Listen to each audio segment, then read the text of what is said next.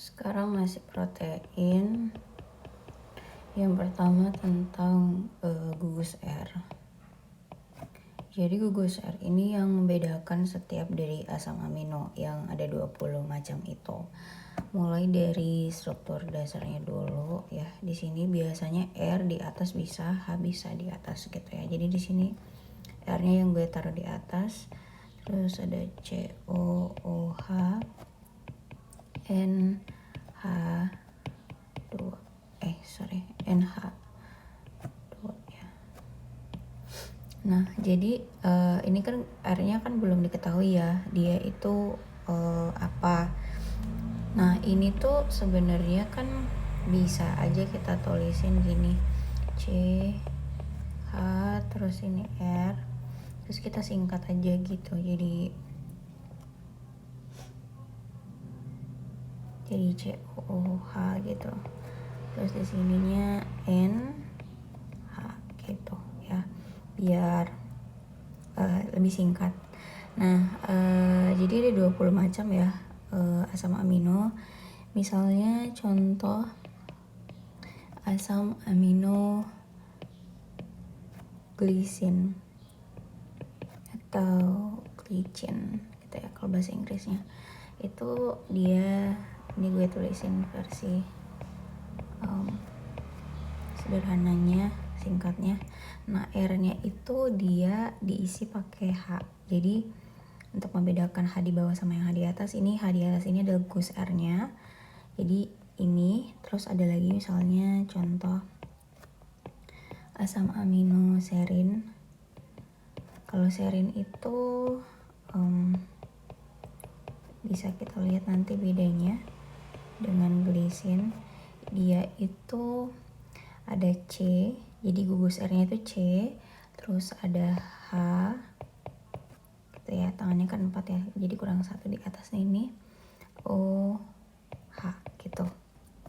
Jadi ini tuh serin, atau biasanya mau disingkat lagi karena kepanjangan ya, itu jadinya CH2 gitu ya, terus OH gitu ya, sama aja sih sebenarnya. Jadi bedanya di situ ya. Kalau misalnya glisin itu R-nya itu H saja, terus kalau yang R-nya itu H, terus kalau serin R-nya itu CH2, terus C-nya berikatan dengan OH gitu. Jadi ada 20 macam asam amino, tinggal dilihat aja di Google dan temuin bedanya gitu ya, di mana gugus R-nya. Nah, ini adalah gugus R yang pertama yang gue mau bahas. Terus yang kedua, ini masih protein ya. Itu ngomongin soal tingkatan struktur protein. Jadi maksudnya itu gimana caranya protein itu kan dia polimer ya, terus dia bisa sampai ketika mau misalnya tubuh kita makan makanan yang mengandung protein, itu kan dia harus dipecah dulu jadi bentuk yang paling sederhana yaitu asam amino gitu. Jadi ternyata untuk membentuk protein itu ada tingkatannya gitu. Nah, tingkatan yang pertama itu namanya, tingkatan yang pertama ini ya, gue tulisin namanya itu adalah kayak gini biasa simbolnya ya, satu kayak derajat gitu. Nah, namanya ini adalah struktur primer, jadi ganti aja, pertama itu primer. Dia bentuknya itu untayan, jadi kayak gini sih ya, kayak apa namanya, asam amino 1, 2, 3 gitu dan seterusnya berikatan gitu, dan bentuknya itu kayak masih linear gitu loh, masih sangat sederhana. Misalnya di sini kayak tadi ya, serin, terus arginin namanya, terus tadi apa, glisin dan lain-lain gitu ya. Jadi mereka berikatan dan bentuknya itu sederhana gitu. Jadi tingkatan pertama itu tingkatan yang sederhana. Terus yang kedua, tingkatan kedua itu jadi dia disimbolin 2 derajat gitu, kayak 2 derajat ya. Ini struktur sekunder. Nah, struktur sekunder ini tuh ada 2. Yang pertama itu alpha helix. Alpha helix itu kalau asam amino dan asam amino yang lainnya itu berikatan, itu dia membentuknya kayak gini. Jadi namanya itu kayak apa ya, helix gitu ya, atau kayak pair gitu. Jadi misalnya di sini asam aminonya yang titik-titik ini. Nah, kenapa dia ada kayak lengkungan gitu atau kayak pairnya itu? Karena kalau di zoom itu dia kayak gini ya. Nah, asam amino sini itu mereka itu melengkung kayak gini karena gugus R-nya dengan gugus R asam amino yang ini itu berikatan dengan gugus R yang ini, asam amino yang ini gitu. Jadi mereka akhirnya kayak bentuknya lengkungan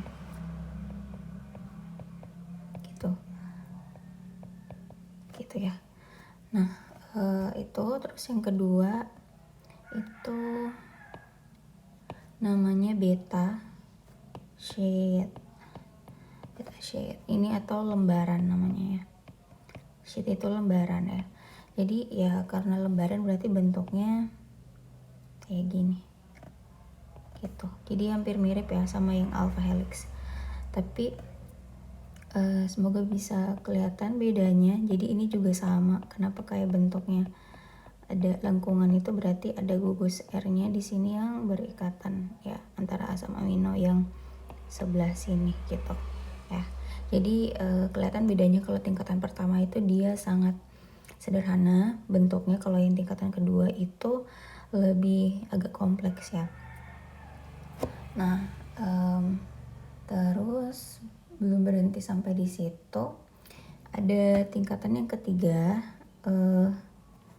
Ini gue giniin aja kali ya. Tingkatan ketiga itu ini bentuk apa simbolnya atau struktur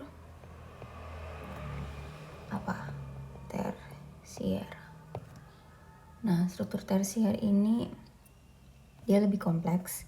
Jadi dia kayak dalam satu untayan atau satu rantai itu yang ini kan intinya kalau dilihat ini satu polipeptida ya.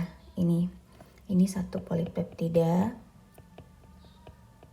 Ini juga satu polipeptida.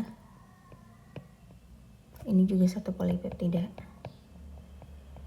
Ingat kalau polipeptida itu mau sepanjang apapun gitu ya, dan serumit apapun, dia kalau misalnya tidak terputus terus dia ujungnya itu N2H ya. Terus tadi mana ujungnya? Ini misalnya COOH ini, maka ini disebutnya hanya satu polipeptida. Jadi tingkatan 1, 2, dan 3 ini adalah tingkatan yang masih satu polipeptida. Ini juga satu polipeptida.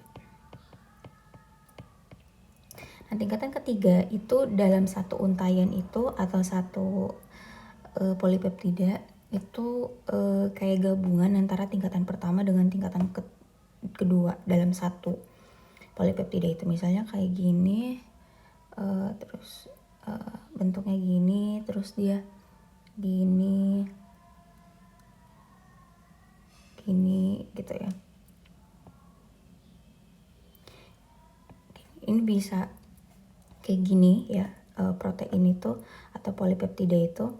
Jadi ini masih satu polipeptida.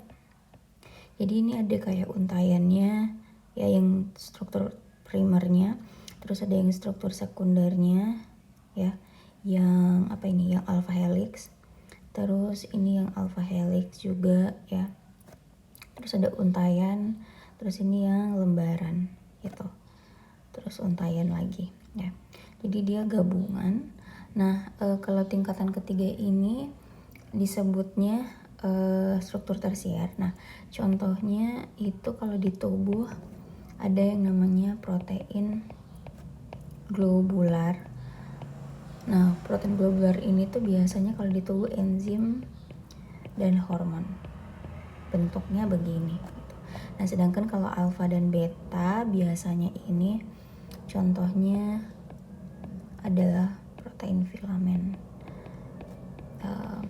Ada ya yang tingkatan yang pertama ini juga contohnya protein filamen juga. Protein filamen itu dia yang misalnya ada di otot. Ini juga di serat-serat otot gitu. Nah, yang terakhir yaitu tingkatan keempat yang paling kompleks.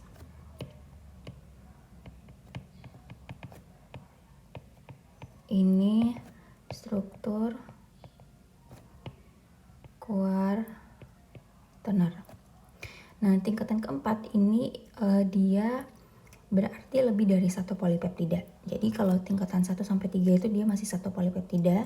Tingkatan keempat itu jadi proteinnya,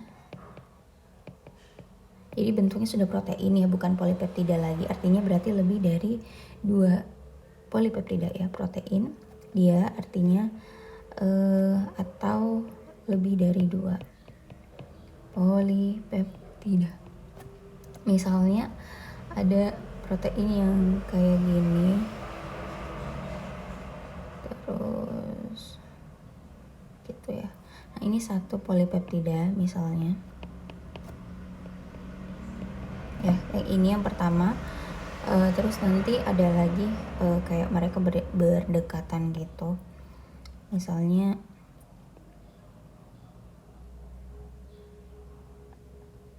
gitu, jadi kayak rumit gitu ya jadinya. Nah, ini tadi NH2, ini COOH. Nah, ini tuh bisa seperti ini, dan ini hanya 2 jadinya ya, 2 polipeptida. Nah, di tubuh itu ada protein yang namanya contohnya di sini ya, berarti hemoglobin. Hemoglobin itu tuh bukan hanya 2 polipeptida, tapi dia ada 4. Dia tersusun atas 4 polipeptida. Jadi bayangkan segini aja udah rumit, apalagi 4 polipeptida. Nah, jadi kenapa kita belajar struktur kayak gini? Karena sebenarnya ketika kita tahu strukturnya, terus kita bisa lebih memahami misalnya hemoglobin ini kan perannya untuk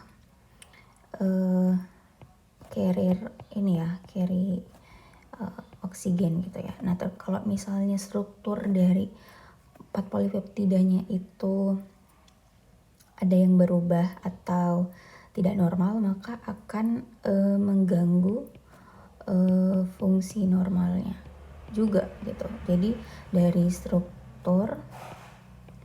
strukturnya yang tidak normal, maka akan mempengaruhi fungsinya juga yang normal gitu. Oke.